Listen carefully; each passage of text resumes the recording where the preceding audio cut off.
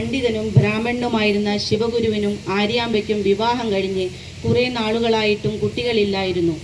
അങ്ങനെയിരിക്കെ അവർ തൃശ്ശൂരിലുള്ള വടക്കുംനാഥ ക്ഷേത്രത്തിൽ പോയി 48 ദിവസം പൂജ ചെയ്യുകയും പൂജയിൽ സംപ്രീതനായി ഭഗവാൻ പ്രത്യക്ഷപ്പെട്ട്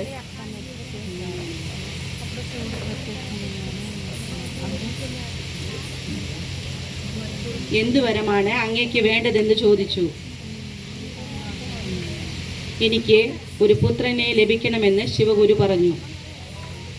അത് കേട്ട മഹാദേവൻ, അല്പായുസായ സർവഗുണസമ്പന്നനും സർവജ്ഞനുമായ പുത്രൻ വേണോ, അതോ ദീർഘായുസുള്ള മന്ദബുദ്ധിയായ പുത്രൻ വേണോ എന്ന് ചോദിച്ചു.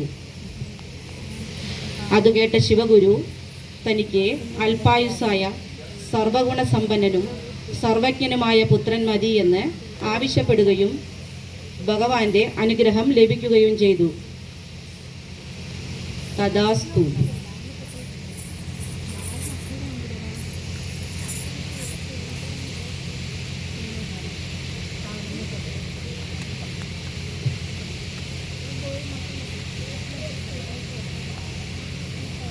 കുറച്ചു നാളുകൾക്ക് ശേഷം ആര്യാമ്പാൾ ഗർഭിണിയായി.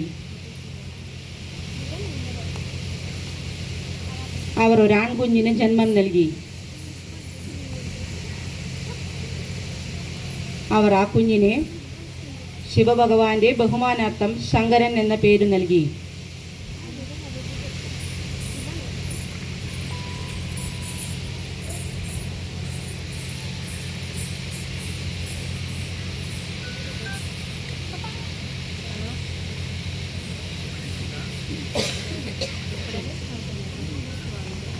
ശങ്കരൻ വളരെ ചെറുപ്പമായിരുന്നപ്പോൾ തന്നെ പിതാവ് മരിച്ചിരുന്നു.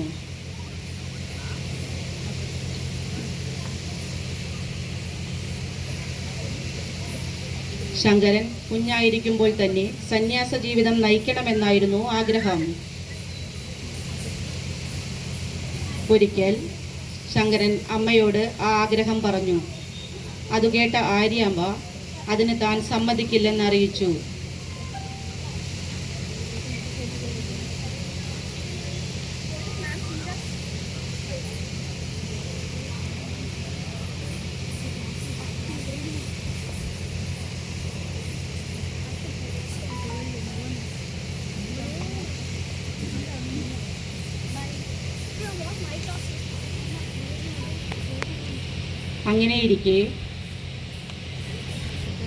അങ്ങനെയിരിക്കെ ഒരു ദിവസം വീടിനടുത്തുള്ള പെരിയാറിൽ ശങ്കരൻ അമ്മയോടൊപ്പം കുളിക്കുവാൻ പോയി.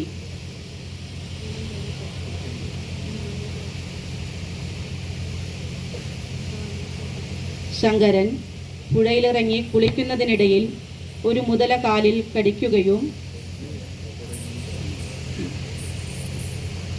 ശങ്കരനെ വലിച്ചു കൊണ്ടുപോവുകയും ചെയ്തു.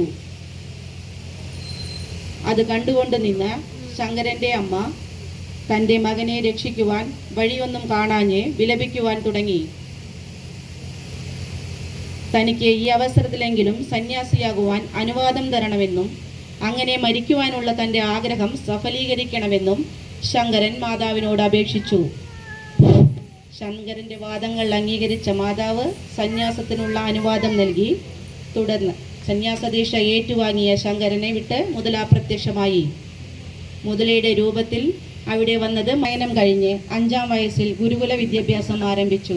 സാമ്പ്രദായിക ഗുരുകുല വിദ്യാഭ്യാസമായിരുന്നു ശങ്കരൻ്റേത്. സാധാരണക്കാരിൽ നിന്നും ഭിക്ഷ വാങ്ങി ജീവിക്കുക എന്നത് ഗുരുകുല സമ്പ്രദായത്തിലെ ഒരു ആചാരമായിരുന്നു. ഒരിക്കൽ ശങ്കരൻ ഭിക്ഷയാചിച്ച് ഒരു ഇല്ലത്തേക്ക് കയറി ചെന്നു. അപ്പോൾ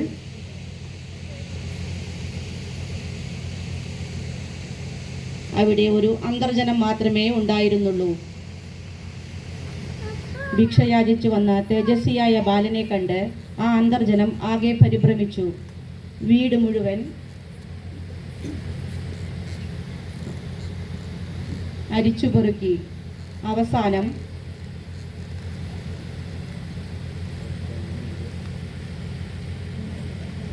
ഒരു നെല്ലിക്ക മാത്രമാണ് കിട്ടിയത്. അത് ആ ബാലനെ ഭിക്ഷയായി നൽകി. അത് സ്വീകരിച്ച ശങ്കരൻ ഇല്ലത്തിൻ്റെ ദയനീയ സ്ഥിതി മനസ്സിലാക്കി അവിടെ നിന്നുകൊണ്ട് കനകധാര സ്തോത്രം രചിച്ചു.